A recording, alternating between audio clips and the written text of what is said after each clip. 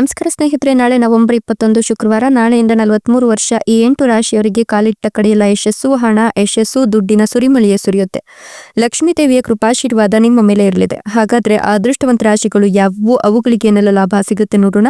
ಅದಕ್ಕಿಂತ ಮೊದಲು ಮತ್ತೆ ಮಹಾಲಕ್ಷ್ಮೀ ದೇವಿಗೆ ಭಕ್ತಿಯಿಂದ ಲೈಕ್ ಕೊಟ್ಟು ನಮ್ಮ ಪ್ರತಿದಿನ ದಿನ ಭವಿಷ್ಯ ತಿಳಿಯಲು ನಮ್ಮ ಚಾನೆಲ್ ಅನ್ನ ಸಬ್ಸ್ಕ್ರೈಬ್ ಮಾಡಿ. ಹಾಗೆ ಬೇಗನೆ ನಮ್ಮ ವಿಡಿಯೋದ ನೋಟಿಫಿಕೇಶನ್ ಪಡೆಯಲು ಬೆಲ್ ಬಟನ್ ಕ್ಲಿಕ್ ಮಾಡಿ ಆಲ್ ಅಂತ ಕ್ಲಿಕ್ ಮಾಡ್ಕೊಳ್ಳಿ.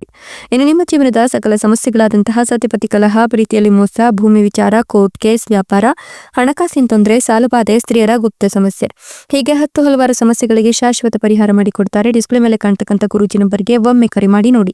ಹೌದು, ನಾಳೆ ನವೆಂಬರ್ 21 ಶುಕ್ರವಾರದ ಜೊತೆಗೆ ಮುಂದಿನ 43 ವರ್ಷ ಕಾಲಿಟ್ಟ ಕಡೆಯಲ್ಲ ಯಶಸ್ಸು ಸಿಗೋದ್ರ ಜೊತೆಗೆ ಈ 8 ರಾಶಿಯವರಿಗೆ ಹಣ, ಯಶಸ್ಸು, ದುಡ್ಡಿನ ಸುರಿಮಳೆಯ ಸುರಿಯುತ್ತೆ.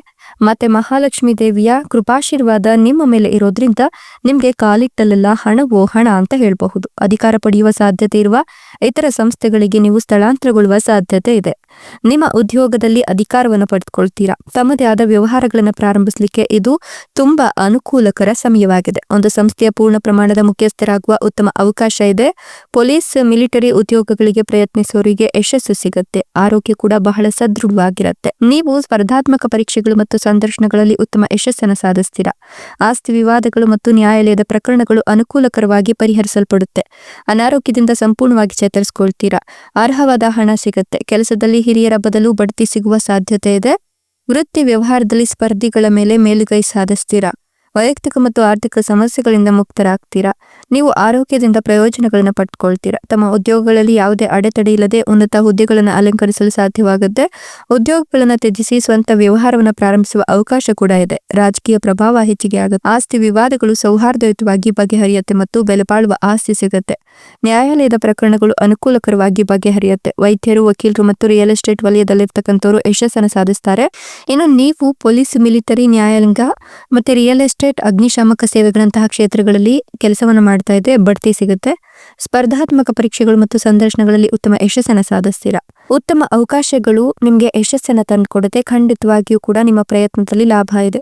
ಒಡ ಹುಟ್ಟಿದವರೊಂದಿಗಿನ ಆಸ್ತಿ ಸಮಸ್ಯೆಗಳು ಬಗೆಹರಿಯುತ್ತೆ. ಉದ್ಯೋಗ, ವೃತ್ತಿ ಮತ್ತು ವ್ಯವಹಾರದಲ್ಲಿ ಪ್ರತಿಸ್ಪರ್ಧಿಗಳಿಗಿಂತ ಮೇಲುಗೈ ಸಾಧಿಸ್ತೀರಾ. ರಾಜಪೂಜ್ಯ ಖಂಡಿತವಾಗಿಯೂ ನಿಮಗೆ ದೊರೆಯುತ್ತೆ. ಪ್ರಭಾವ ಹೆಚ್ಚಿಗೆ ಆಗುತ್ತೆ. ಜೊತೆಗೆ ಪ್ರಮುಖ ವ್ಯಕ್ತಿಯನ್ನ ಭೇಟಿ ಆಗ್ತೀರಾ.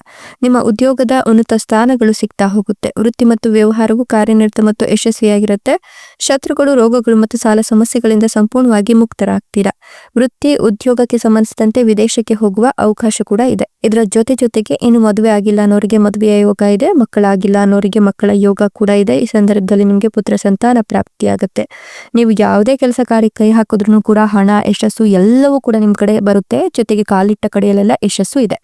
ಇಷ್ಟೆಲ್ಲ ಲಾಭ ಮತ್ತು ಅದೃಷ್ಟವನ್ನು ಪಡಿತಿರ್ತಕ್ಕಂಥ ಅದೃಷ್ಟವಂತ ರಾಶಿಗಳು ಯಾವುವು ಅಂದ್ರೆ ಮೀನ ರಾಶಿ, ವೃಷಭ ರಾಶಿ, ಧನುರ್ ರಾಶಿ, ಸಿಂಹ ರಾಶಿ, ವೃಶ್ಚಿಕ ರಾಶಿ, ಕಟಕ ರಾಶಿ, ಮೇಷ ರಾಶಿ, ತುಲಾ ರಾಶಿ. ಇವುಗಳಲ್ಲಿ ನಿಮ್ಮ ರಾಶಿ ಇದ್ದರೂ ಇಲ್ಲದಿದ್ದರೂ ಓಂ ನಮೋ ಮಾತೆ ಮಹಾಲಕ್ಷ್ಮೀ ದೇವಿಯೇ ಅಂತ ಕಮೆಂಟ್ ಮಾಡಿ. ಧನ್ಯವಾದಗಳು.